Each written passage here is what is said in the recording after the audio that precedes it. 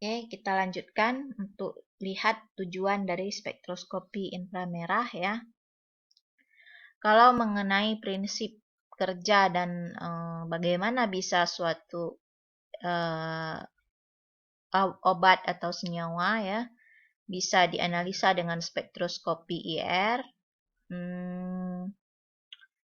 Prinsipnya itu sangat kimiawi ya penjelasannya dan sangat tinggi. Ibu rasa kalau kita di tahap analis ya itu tidak perlu mempelajari tentang prinsip kerja alatnya ya, tapi aplikasinya. Jadi ibu lebih ke applied ya atau aplikasi instrumennya bagaimana gitu ya. Tapi sedikit tentang prinsipnya bahwa tadi ibu sudah bilang senyawa kimia obat ya, dia itu pada dasarnya juga bergerak ataupun melakukan eksitasi ya dari suatu atom, dari suatu elektronegativitas yang berbeda, dari unsur-unsurnya yang tidak sama, seperti itu. Jadi ada yang merenggang, ada yang merapat istilahnya. Nah, itulah yang kemudian bisa ditangkap pergerakan itu, energi yang dibutuhkan oleh senyawa obat tersebut ya, oleh energi yang dimiliki dari sinar inframerah. Gitu ya. Jadi kalau Ibu mau menjelaskan dengan bahasa yang disederhanakan itu agak rumit. Seperti itu ya. Kita lanjutkan saja tentang tujuan spektroskopi IR. Jadi alat spektroskopi IR ini atau inframerah dia berfungsi untuk mengidentifikasi gugus fungsi. Jadi dari puncak ataupun spektrum yang tadi Ibu contohkan itu kita bisa baca. Oh, ini munculnya gugus OH. Oh, ini munculnya gugus NH. Oh, ini munculnya karbonil C rangkap 2O. Oh, ini munculnya CH. Jadi fungsinya adalah identifikasi gugus fungsi. Ya. Ya, seperti Ibu bilang, kalau di awal kemarin di perkenalan perkuliahan kita, Ibu sudah jelaskan kalau OH itu bisa diidentifikasi dengan kuprifil misalnya, ataupun azo ya, bereaksi di lab, memberikan warna ini, warna ini. Kalau pakai IR, kita bisa tahu dari puncak yang terbentuk di spektrumnya, oh ini gugus OH, oh ini gugus NH, seperti itu cara bacanya.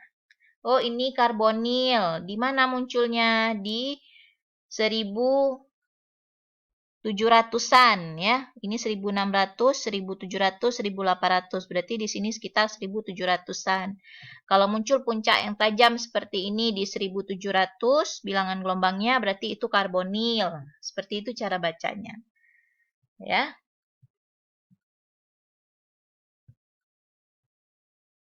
Jadi, senyawa yang tak diketahui memiliki gugus fungsi yang ingin diidentifikasi. Jadi, kita mau melakukan identifikasi atau punya senyawa yang tak kita ketahui kandungannya ya, apa dia senyawa obatnya. Dengan cara mengidentifikasi gugus fungsi, itu kita tentukan dari struktur ataupun dari spektrum inframerahnya. Ya. Caranya gimana? Membandingkan data korelasi.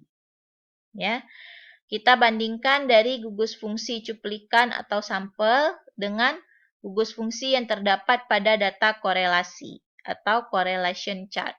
Jadi, seperti Ibu bilang tadi, kita kok tahu 1700 itu untuk karbonil C rangkap 2O. Kalau OH itu sekitar 3400 sampai 3500. Kita kok tahu? Karena kita punya tabel ataupun chart ya, data korelasi yaitu tabel untuk kita membandingkan atau membaca spektrum ya. Jadi ini ada gugus fungsi, pita serapan, dan intensitas serapannya ya. Kalau dia medium, kalau dia sedang, strong ya. Kalau dia kuat, tajam, peaknya sampai ke bawah. Atau dia cuman rendah aja intensitasnya. Itu bisa dibaca di tabel pembanding. Dia ada tabelnya untuk gugus-gugusnya. Ya, jadi tabel ini Ibu bubuhkan di soal ya. Jadi kalau kalian mau menjawab itu bisa lihat tabelnya untuk melihat apanya? Angka bilangan gelombangnya untuk gugus tertentu. Seperti itu ya. Ini yang Ibu ambil dari buku ya. Ini yang sudah diterangkan ya atau diketik ulang biar lebih mudah untuk dilihat daripada yang di crop dari buku ya, sulit untuk dibaca. Seperti ini contohnya ya. Kalau dia ini berapa bilangannya, daerah serapannya. Kalau dia ada N, NH itu berapa bilangan serapannya. Seperti itu ya. Atau ada juga yang buku membuat daerah spektrum itu dibagi langsung seperti ini. Ya. Ini panjang gelombangnya dari yang 1500 ya. Ini bilangan gelombang. Kalau di spektrum IR, kita lihatnya bilangan gelombang, bukan panjang gelombang ya. Jadi kita lihat yang di sini, kalau yang ini lebih mudah bacanya, dia dibuat dalam bentuk daerah ya atau rentang. Jadi kalau muncul di rentang 1500 sampai ke 2000 ya, kalau dia paling tajam atau paling tinggi puncaknya itu biasa C rangkap 2O. Kalau dia sedang C rangkap 2N. Kalau dia agak lemah itu C rangkap 2C. Tapi di sini kita cuma lihat rentangnya aja 1500 sampai 2000. Kalau kita mau lihat exact-nya ya, kalau ada beberapa spektrum di dalam rentang 1500 sampai 2000, kita harus baca tabel tadi itu.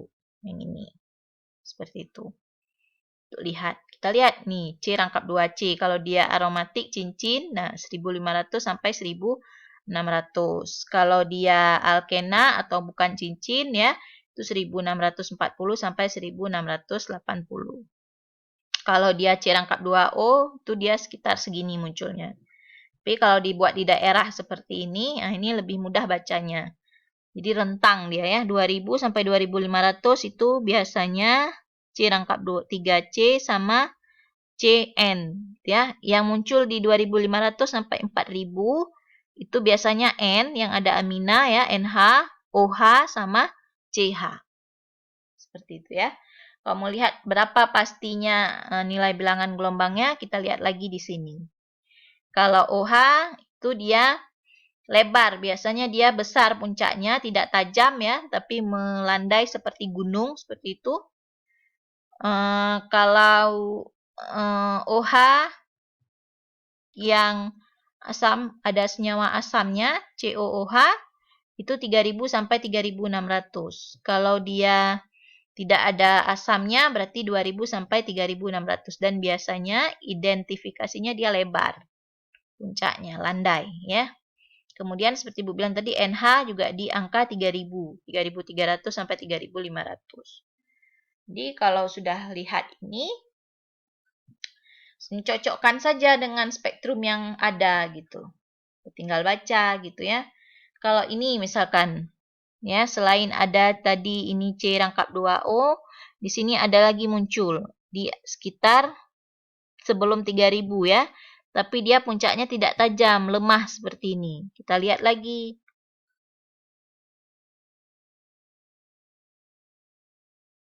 Kalau dia lemah, tidak tajam, di angka 3000-an. Seperti itu ya. Kalau yang di sini dia ada yang medium, 3000-an. Di bawah 3000 ya. Berarti 2000-an. Yang mana 2000? Medium. Kemungkinan CC ya. Seperti ini ya. CC. Oke. Kalau ini strong. CC. Medium. CH ini ya. Medium to strong. C rangkap 2H. CH. Makanya dia di sini nggak ada gugus lain. Hanya ada gugus CCH aja gitu. Mana tadi? Contoh yang Ibu tunjukkan. Ini ya. Ini dia. Jadi yang ini sudah dibaca di 1700-an ya. Kalau ini tuh CH ininya yang mendampingi. Seperti itu ya, alkilnya. Itu dia. Kalau untuk C rangkap 2O yang ini, yang CU yang satu lagi di bawah itu di angka 1200. Tapi biasanya yang di bawah 1500 itu kita tidak baca lagi karena itu daerah sidik jari. Ya, sulit untuk dibaca. Oke.